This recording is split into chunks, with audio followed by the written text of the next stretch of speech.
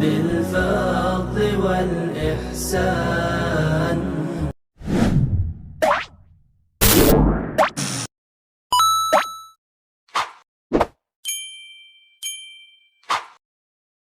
Assalamualaikum warahmatullahi wabarakatuh.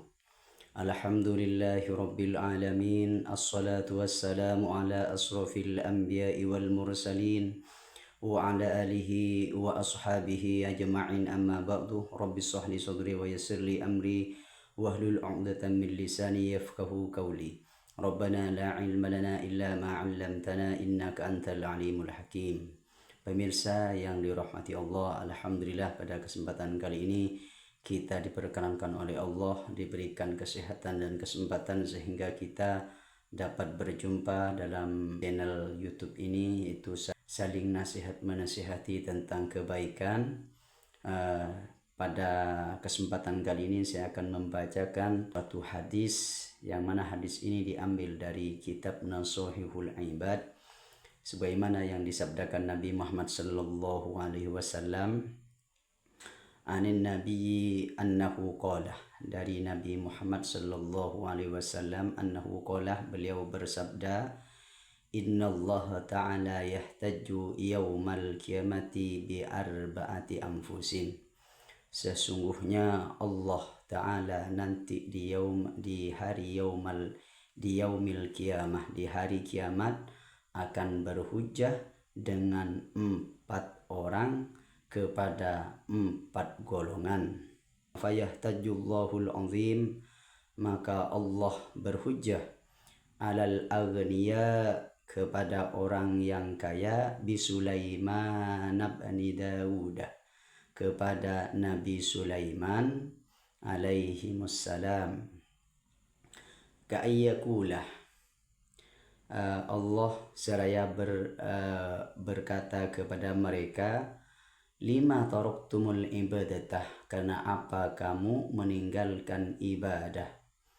Fa in qalu, jika mereka berkata, nahnu mas'uluna bi amwali wal mamlakati, ya Allah, kami disibukkan dengan harta kami, dan kami disibukkan dengan kepemimpinan kami, kekerajaan kami, sehingga kami melalai, sehingga kami lupa untuk beribadah kepada Engkau. Maka Allah mengambil hujjah dari Nabi Sulaiman bin Daud, seraya Allah berkata, qalallahu lahum, maka Allah berkata kepada mereka, fa ayyu mamlakatin, sebesar apakah kerajaan engkau, min mamlakati Sulaiman, dari kerajaan Nabi Sulaiman, wa ayyu malin, dan sebesar apakah, sebanyak apakah harta kamu, mimmalihi, dari hartanya Nabi Sulaiman. Adapun Nabi Sulaiman walam yatruk al-ibadatah, Nabi Sulaiman walaupun diberikan kerajaan, diberikan kepemimpinan, diberikan harta yang banyak, Nabi Sulaiman tidak pernah melupakan, selalu beribadah setiap waktu.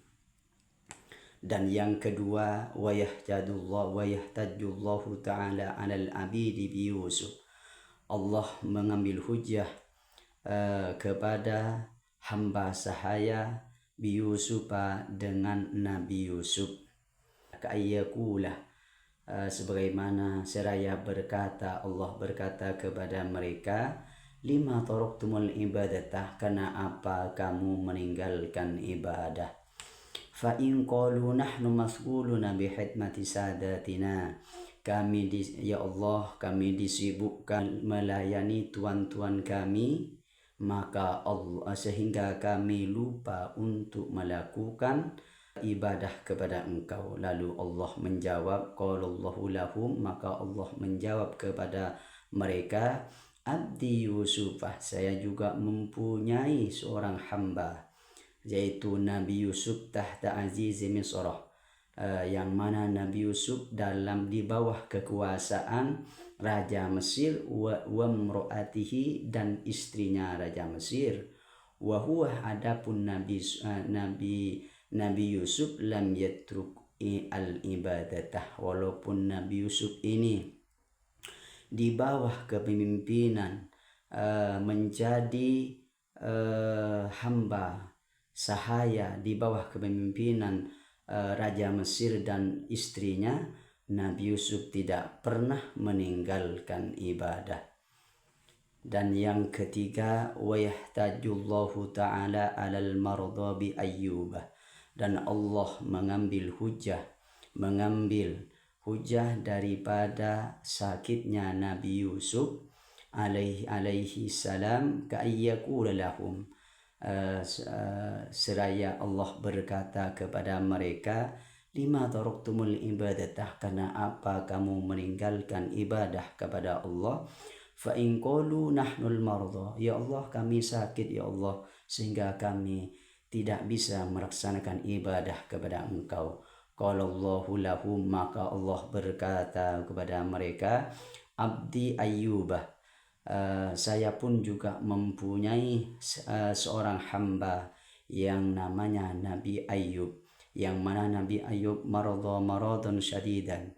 Nabi Ayyub diberikan jawaban oleh Allah yang berupa sakit, walaupun Nabi Ayyub sakit, wa huwa lam yatruk al-ibadatah. Nabi Yusuf walaupun diberikan cobaan berupa sakit, tapi Nabi Yusuf tidak pernah meninggalkan ibadah. Dan yang keempat, wa yahtajullahu ta'ala 'alal fuqara'i bi Isa, Allah mengambil hujah kepada Nabi Isa kepada orang yang fakir, ayyakulallahu lahum, seraya Allah berkata kepada orang yang fakir, lima taraktumul ibadatah, karena apa kamu meninggalkan ibadah kepadaku. Fa in qalu, jika mereka orang yang fakir berkata, nahnu masghulunah, kami Allah disibukkan bi masyaqqatil fakri, karena susahnya kefakiran. Jika mereka berkata, kami disibukkan dengan susahnya kefakiran kami Allah sehingga kami meninggalkan ibadah kepada Engkau. Lalu Allah berkata kepada mereka, abdi Isa, aku pun juga mempunyai seorang hamba yang namanya Nabi Isa, afqaru man fil ardi, yang mana Nabi Isa ini paling pakirnya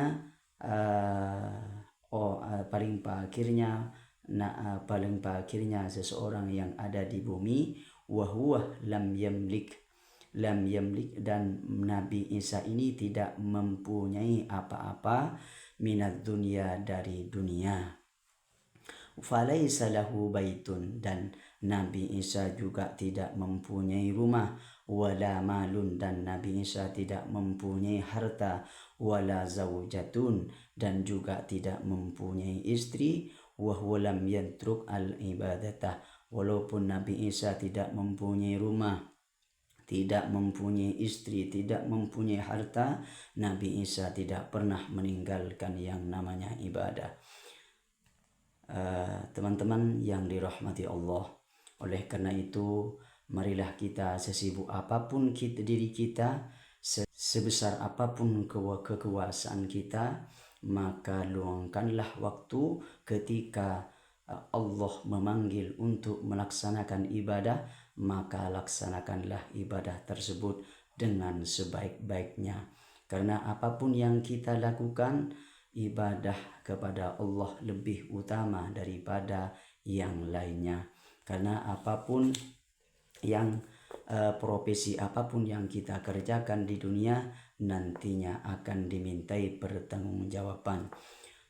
Kita walaupun kita diberikan kekuasaan oleh Allah, diberikan pangkat jabatan adalah tidak lebih dan tidak kurang lamanya dari 5 tahun atau 7 tahun. Setelah itu kita akan menjadi orang biasa.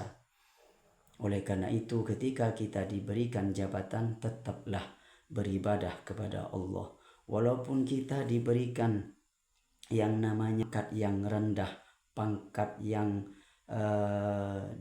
dicintai, rendahan, akan tetapi kita diwajibkan oleh Allah untuk selalu beribadah kepada Allah. Selagi nafas kita ada di dalam diri kita, selagi nafas kita masih di dalam raga kita, ruh kita ada di dalam diri kita, maka kita wajib beribadah kepada Allah. Oleh karena itu, dalam kondisi apapun kita wajib beribadah kepada Allah. Karena apapun yang kita kerjakan akan dimintai pertanggungjawaban nanti. Kullukum ra'in wa kullukum mas'ulun an ra'iyatihi. Setiap pribadi, setiap individu akan mempunyai tanggung jawab, dan tanggung jawab tersebut akan dimintai pertanggungjawaban di hadapan Allah Subhanahu wa taala. Demikian, semoga bermanfaat dan memberikan motivasi. Assalamualaikum warahmatullahi wabarakatuh. شكرا الله والحمد لله شكرا